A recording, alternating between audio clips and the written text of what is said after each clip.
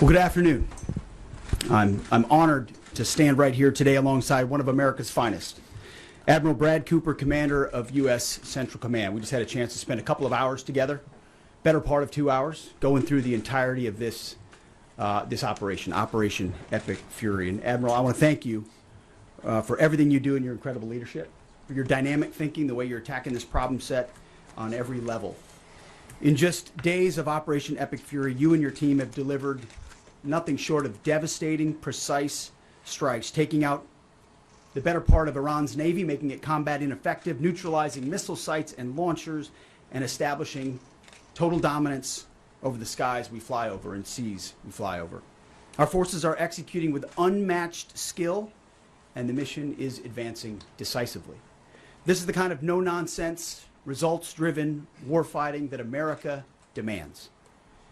And you're delivering it in spades. You are the man for this moment.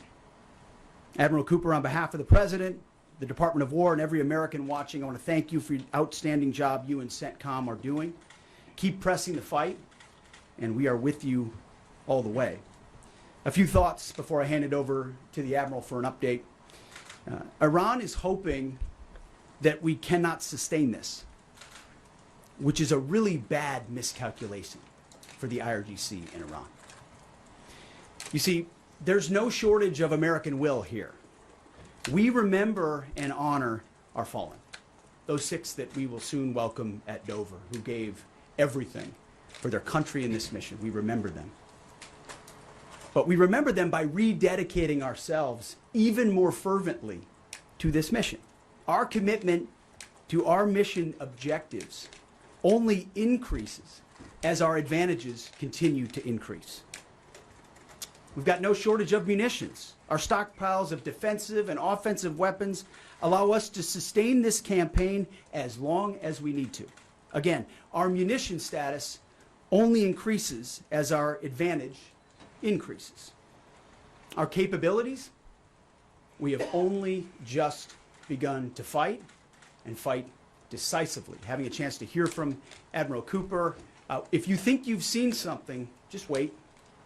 The amount of combat power that's still flowing, that's still coming, that we'll be able to project over Iran is a multiples of what it currently is right now when you add up our capabilities and those of the Israeli Defense Forces. And we have no shortage of authorities. The Admiral knows we have clear objectives with maximum authorities on the battlefield. The dumb, politically correct wars of the past were the opposite of what we're doing here. They had vague objectives with restrictive, minimalist rules of engagement. No more. Our authorities, his authorities, CENTCOM's authorities through the President and myself are maxed out.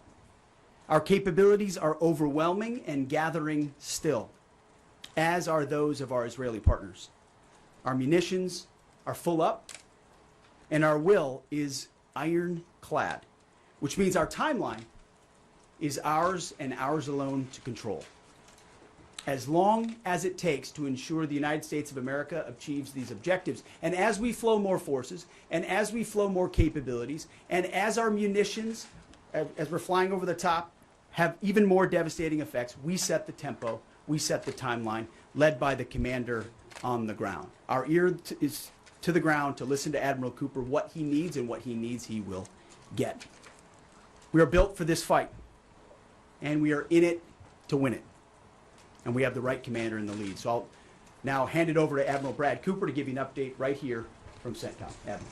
Mr. Secretary, first, thank you very much and good afternoon, and welcome to U.S. Central Command Headquarters, America's Warfighting Headquarters.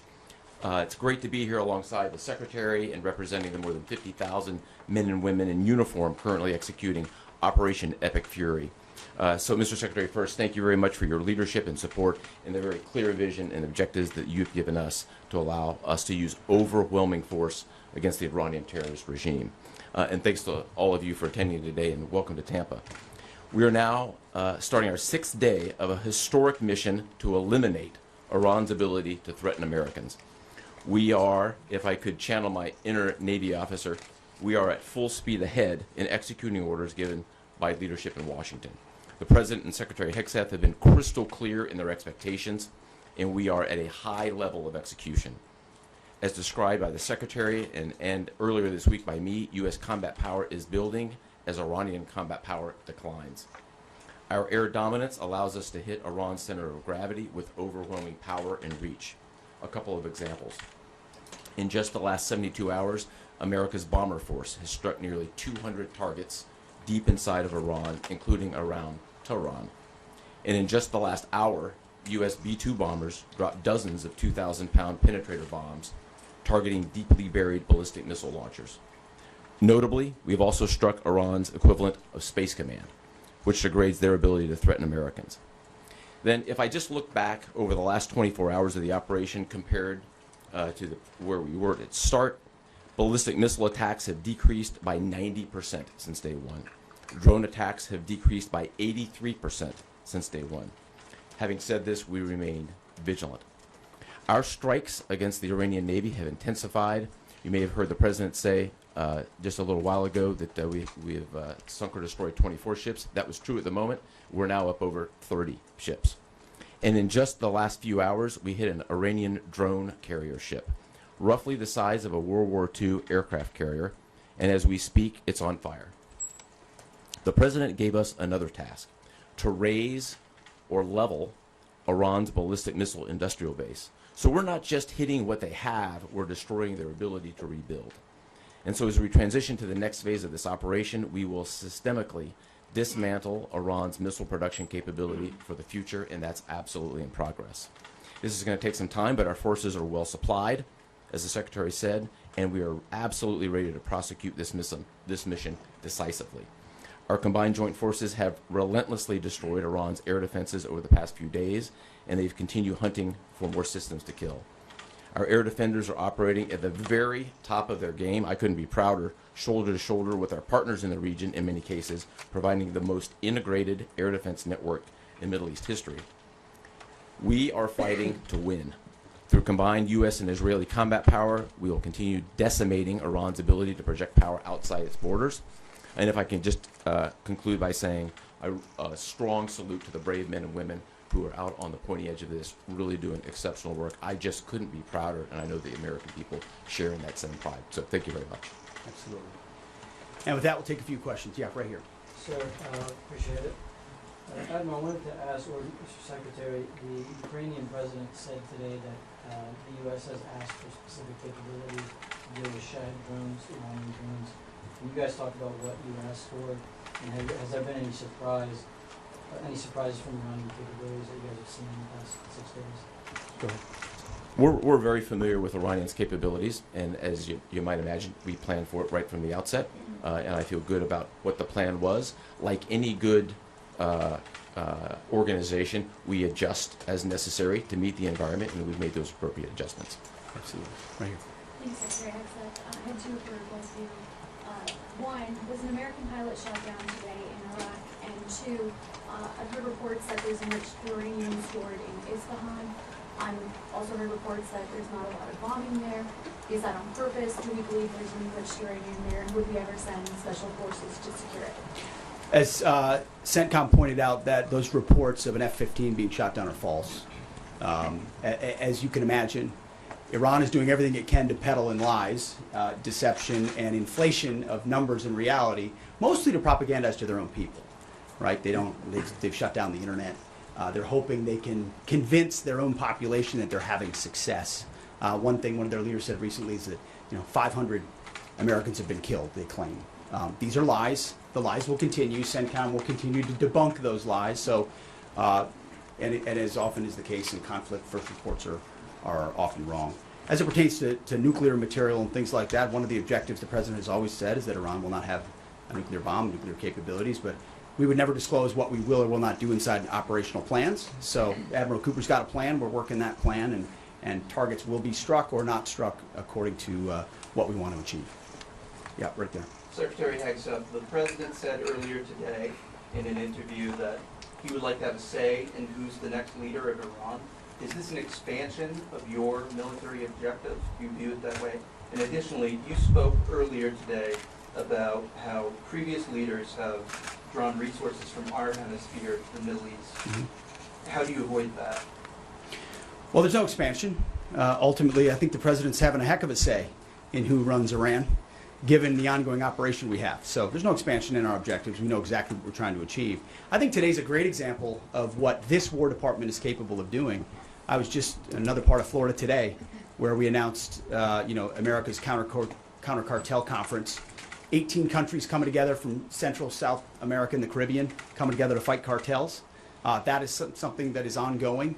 We're focused there. We're focused in the Indo-Pacific. We can mass combat power in CENTCOM. EUCOM is able to support that as well. So we know we're laser focused on our hemisphere and our homeland. I mean, that's why we locked down the border. That's why we're working with partners to take on cartels. That's why we're sinking drug boats. That's why we're on the offense there. But the beautiful things about combatant commands is that, Brad Cooper's laser focused on Central Command, just like Frank Donovan is laser focused on Southern Command.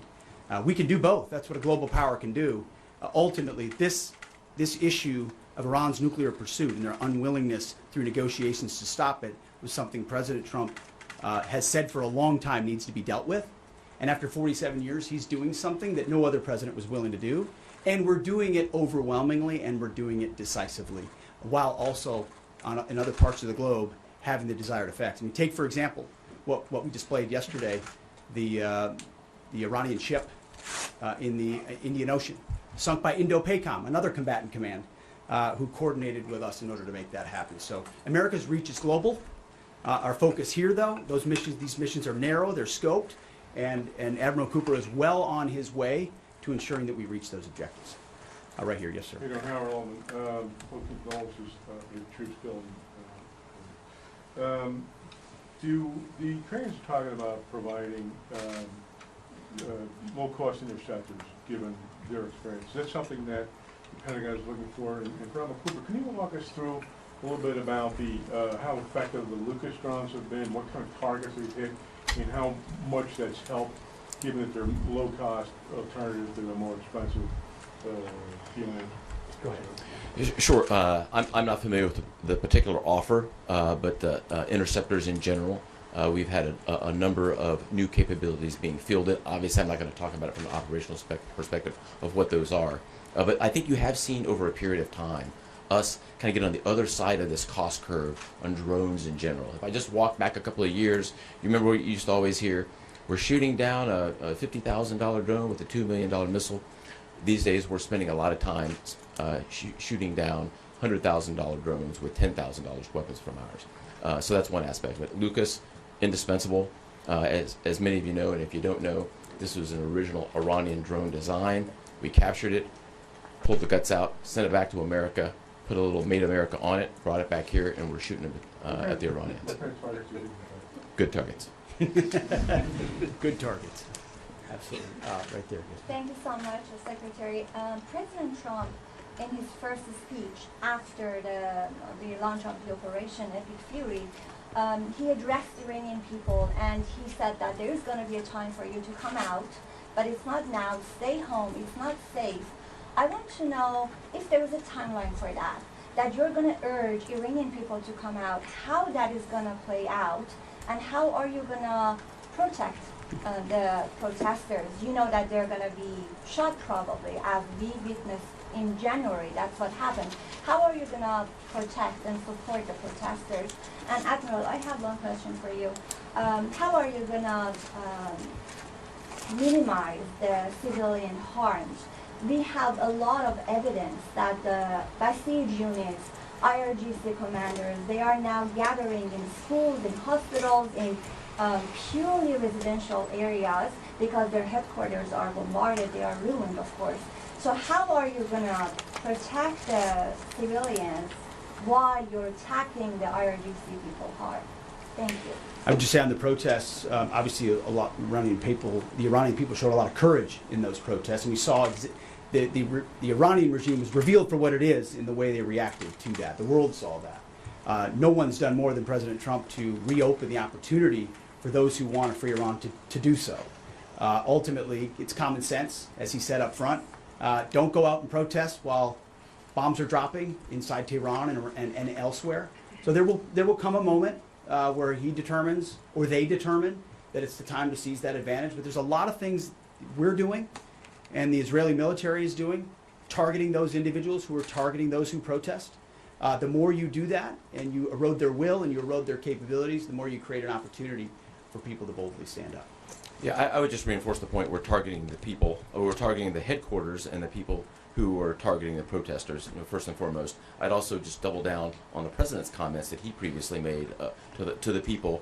Stay in your homes, keep things calm, stay out of the way. There's a lot of U.S. and Israeli capacity coming over. We're hitting a lot of targets. The best thing for them to do for right now is just to lay low. Right here. Secretary, one common outcome of American military action in the past has been taking in thousands of refugees into the American homeland, and I'm wondering if there's any safeguards put in place to make sure that the American people aren't having to have another wave of refugees from the Middle East or anywhere else come and stay here. I think it's safe to say there's no plan for a wave of new Middle Eastern refugees to the United States of America. I think as the president has pointed out for a long time, there are a lot of countries in the region who would be capable of providing that kind of support if need be, but that's certainly not something we're planning on. Yeah, back there. Yeah. Yes, sir. Michael in Washington Times. I wanted to ask, I know, Semper Gumby is always a truism in the military. Did the British decision to refuse Diego Garcia have any impact on the mission itself? Did you have to adjust, or were you able to just completely, go with the mission without even worrying about that? Well, as the president stated, it was unfortunate that that the Brits didn't, from day one, say, "Hey, go ahead and have access." But we got there. We got there, and that's now part of the way that we're operationalizing bomber runs. And as part of when we say more to come, it's more fighter squadrons, it's more capabilities, it's more defensive capabilities, and it's more bomber pulses more frequently. The amount of firepower over Iran and over Tehran is about to surge dramatically. And part of it is that we're going to have even more basing. And it's not just the UK. We've had other friends step up, and we're grateful for that. Maybe one more right here. Yeah, the Azeri president earlier today basically authorized his Minister of Defense to begin preparing troops for some type of retaliatory action after the airport strike.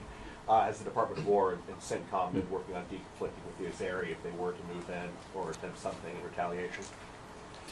I'm sure there are plans, and I'll let the Admiral speak to that. But that does allow me to kind of address this idea that the war might be expanding, or there's chaos, and nothing could be further from the truth. If anything, what Iran is doing by targeting allied countries that would otherwise want to stay out of this, they've actually pulled them into the American orbit. So now you've got UAE and Qatar and Bahrain and Saudi and Kuwait and others saying, "Hey, we're with you. We'll shoot with you. We'll fly with you. We'll defend with you.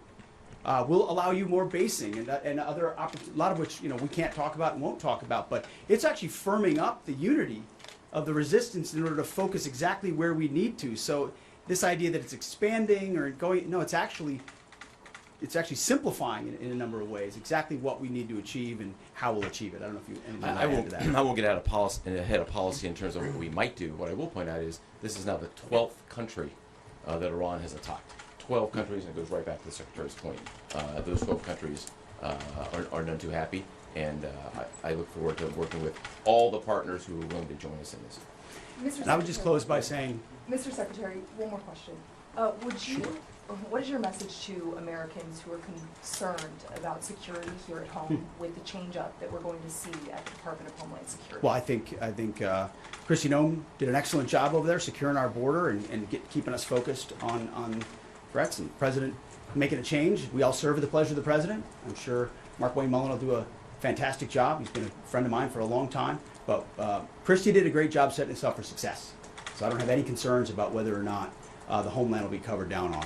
And I'll just end by saying I wish every American could get a chance to see what we see. I had a chance to go into the control room, into the Tactical Operations Center, go see these young men and women that are doing this, the dedication that they show at every level, the way they've refined their craft. I'm talking to a young colonel who's iterating on how we target and how we find and fix different aspects of what the Iranians are trying to do. If they don't know what they're up against. And if they think they've got it solved for, they're wrong. And ultimately, the combination of our ingenuity, the skill, the professionalism, the discipline, and then the sheer weight of the capabilities of the U.S. military, what you're going to see may look routine. It may start to be like, oh, another boat. Oh, another launcher. Oh, another drone facility. What it takes to do this with the precision that we do is world-class. No one else can do it. And it's world-class Americans. Like the ones I saw here, like the ones that are coming home that we're going to greet home, that are the engine of what makes our country great. And so I'm so grateful for folks like those here at CENTCOM, at Central Command, who are under your command. Thank you for your decisive leadership. And all I'll say to you is what I say to them, keep going. Because the President and myself, we have your back. Thank you, Admiral. Appreciate it. Thanks very much. Mr. Secretary, how is this operation going to ensure Iran never gets a nuclear weapon?